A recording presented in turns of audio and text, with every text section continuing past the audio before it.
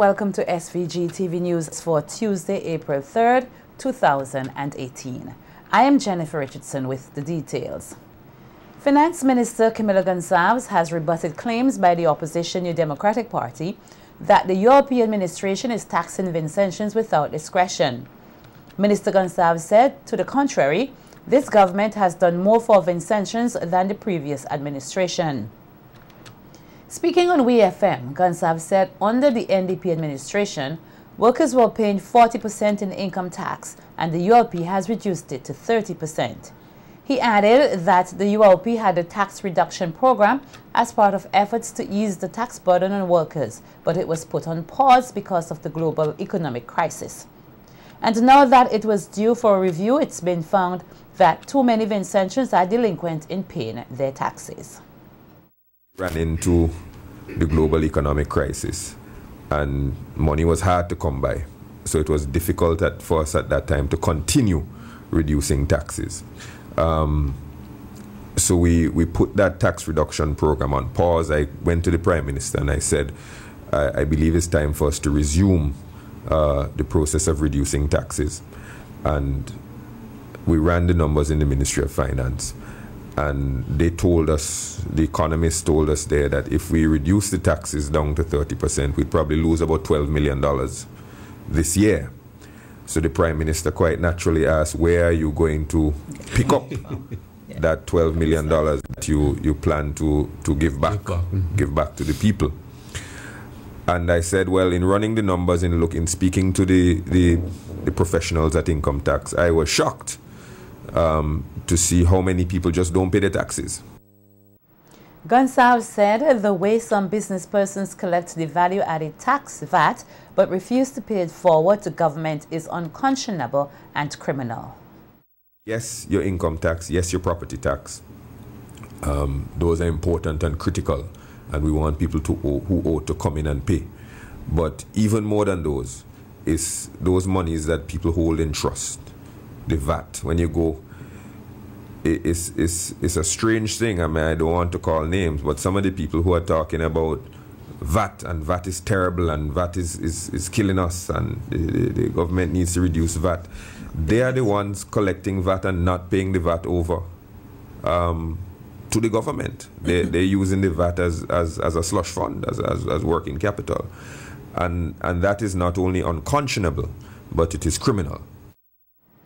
He made a plea to Vincentians with tax arrears to make use of the tax amnesty period, which ends in May, to work out an arrangement with the Inland Revenue Department. I would like to come up with a payment plan to pay down what I owe. And in doing so, you'll work with me on some of the fees, and you'll also agree not to prosecute me criminally or civilly for the taxes that I owe. And so we're in that period now. Mr. Pompey at Income Tax tells me that we have strong feedback, strong response. A lot of people are coming in and getting on payment plans and paying down their taxes. And the numbers so far bear that out, that the Internal Revenue is collecting a little bit more money than it collected at the same time last year, which shows me that the amnesty period is working well, which shows me that the word is out there, that people are taking it seriously. And if we can collect the taxes that are owed to us, we won't have the need for the high taxes. And right now the reality is that too few people are bearing the brunt of too many things in St. Vincent because everybody is not paying their fair share. Meanwhile, Minister Gonzalez is calling on property owners to pay up their property taxes. The Finance Minister said that on mainland St. Vincent, fewer than 50% of persons pay property taxes, and in the Grenadines, fewer than 10% of property owners pay theirs. Gonzalez pointed out that there are some fabulous properties in the Grenadines, and if owners pay their property taxes, it will assist in ensuring that more services are provided nationally.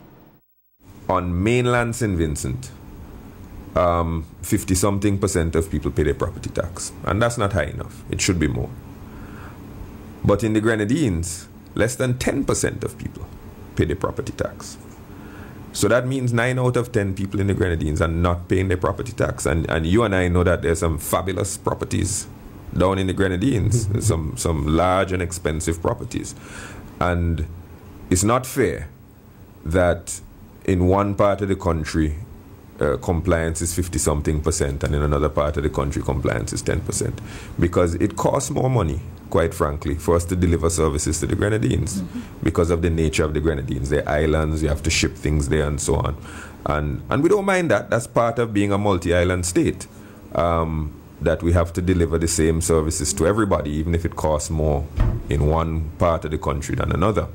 But it is unfair for people in that part of the country to feel like they don't have to pay the taxes or don't have to pay the property taxes.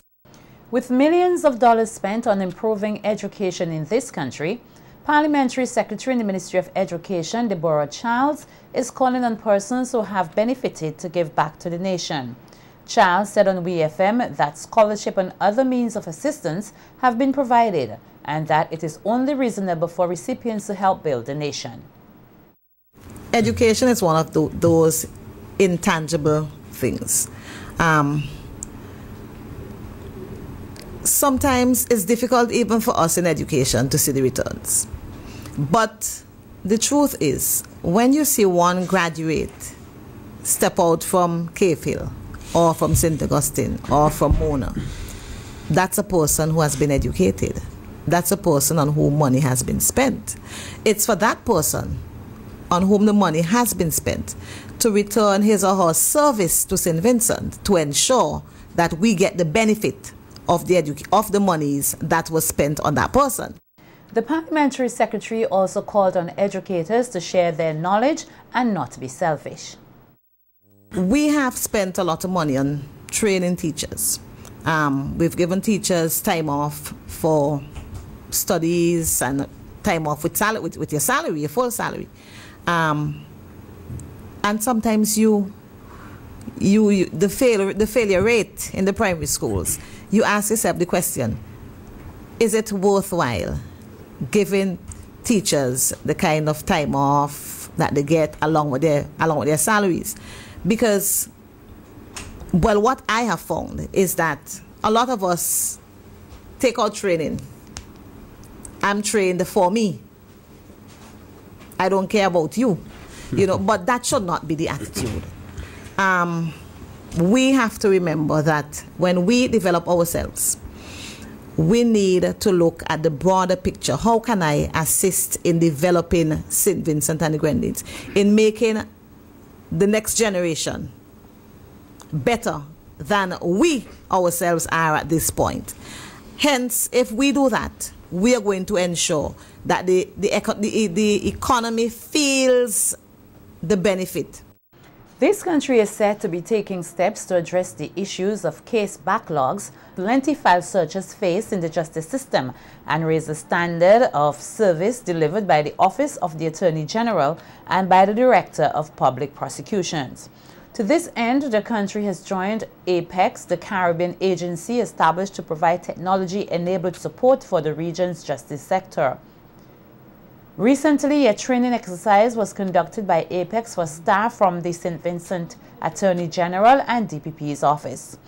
APEX Executive Director Bevel Wooding said equipping public prosecutors is fundamental to the administration of justice in the Caribbean, and that APEX, the Caribbean agency established to support the region's justice sector, has developed cost-effective tools and training programs to help improve the efficiency and effectiveness of public prosecutors, attorneys general, as well as courts and law offices.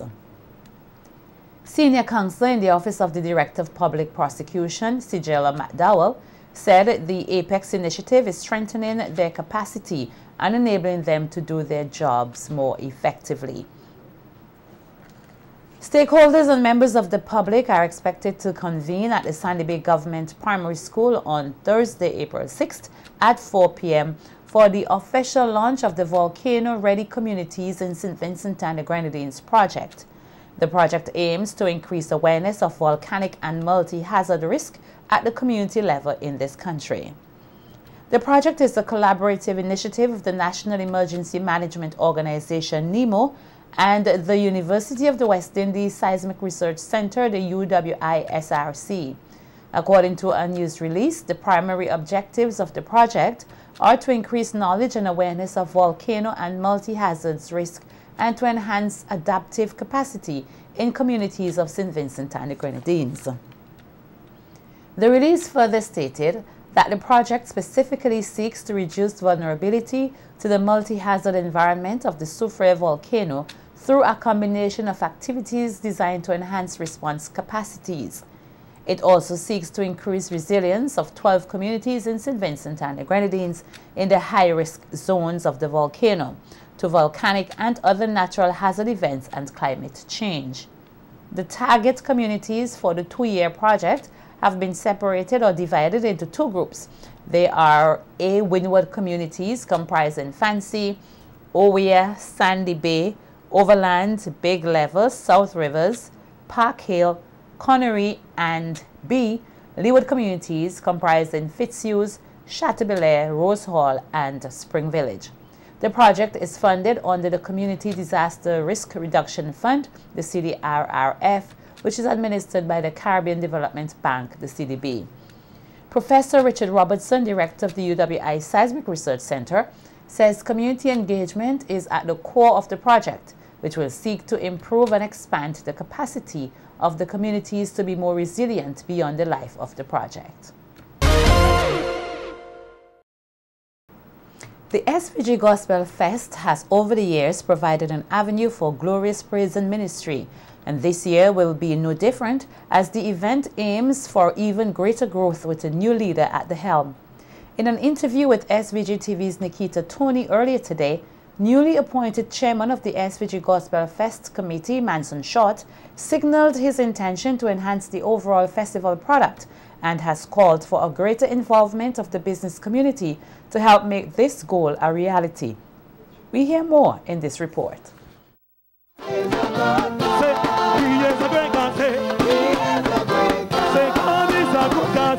Scores of Vincentians traveled to the Victoria Park on Sunday, April 1st, for the official launch of the 2018 SVG Gospel Fest, which is being held under the theme, A Glorious Celebration of the Gospel of Jesus Christ. The festival has a new chairman in Manson Short, who took over the reins from Fidel Taylor. It's the first change at the helm over the 17 years since the Gospel Fest is being staged. Speaking with SVG-TV earlier today, Pastor Short extended his commendations and appreciation to Fidel Taylor, whom he said has given years of selfless service to the committee. Being at the helm of the Gospel Fest Committee over the past 16 years, and now today, this year is the 17th year of Gospel Fest. And Mr. Taylor has done a wonderful job, and I'd just like to commend him for his dedication and the commitment over the past years. Noting that his main goal as chairman is to make the festival program more attractive to all members of the public, Short outlined that the business community can indeed play a role to make this possible venture. It's a challenging task because Gospel Fest is now doing its 17th year. And as you know, a festival doing 17 years, people looking forward to see new innovations, the financial assistance of the churches and the financial assistance of the business, the support of the business community. We can have some great shows. We can bring the best to St. Vincent. Pastor Short expressed his satisfaction with the level of performances and patronage at Sunday's launch, and took the opportunity to invite all churches and the wider Vincentian public to be a part of the remaining festival activities. And I want to encourage the various churches to participate in the zone. I would like these shows to be well attended. I'm sure that this year is going to be great. This year is expected to be a great year of Gospel Fest. And we are celebrating under the theme, A Glorious Celebration of the Gospel of Jesus Christ. Sunday's launch featured a range of local and regional acts and set the tone for the remaining weeks of performances. Here's a highlight of Sunday's official launch.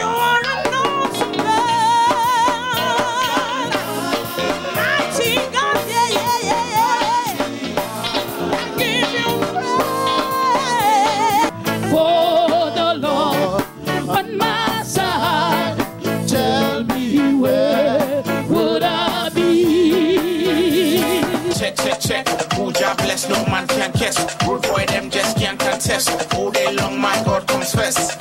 Have you heard about the one who gets his strength from? His name is Jesus Christ. He's my burden. Oh, he's my bridge over water. Yeah, I will trust in the Lord. He's my guide and my life and my shield, and I will trust in him no matter what. The enemy show on my track. Jesus, have my back. So lift your hands high. I am not ashamed. I am not ashamed. Gospel of Jesus Christ. Gospel of Jesus Christ. I'm proud to proclaim. Wake up, be ready, but get your heart in order.